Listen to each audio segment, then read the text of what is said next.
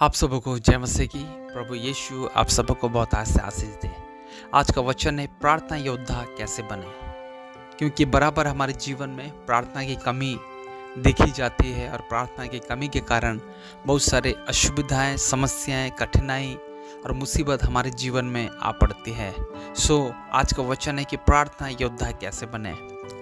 प्रिय भाई और बहनों, आज हम सीखेंगे प्रार्थना योद्धा यानी कि प्रेयर वॉरियर कैसे बने।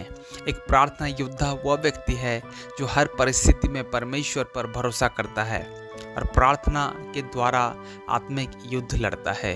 परमेश्वर के साथ घनिष्ठ संबंध रखना सबसे पहला पॉइंट है।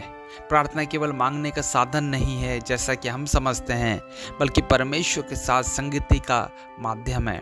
जब हम प्रतिदिन परमेश्वर के साथ समय बिताते हैं तो हमारा विश्वास मजबूत होता है और हमारा संबंध भी परमेश्वर के साथ घनिष्ठ होता जाता है, और यह प्रार्थना की सबसे पहली कड़ी है। दूसरा, विश्वास के साथ में प्रार्थना करना है।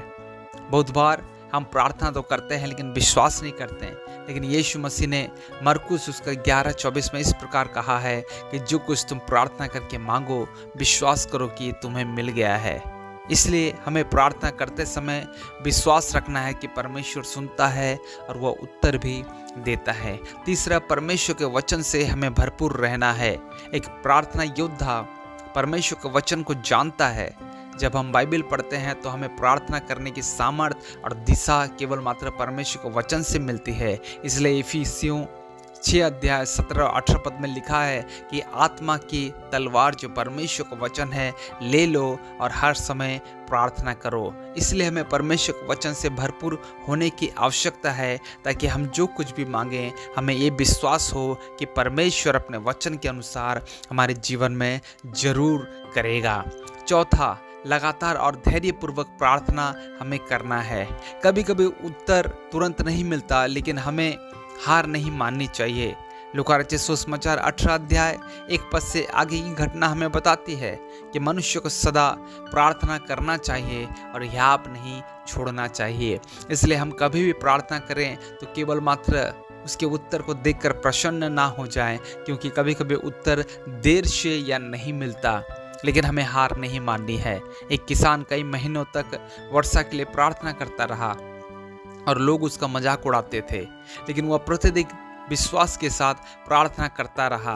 और एक दिन जब वह प्रार्थना सभा में गया तो छाता भी ले गया।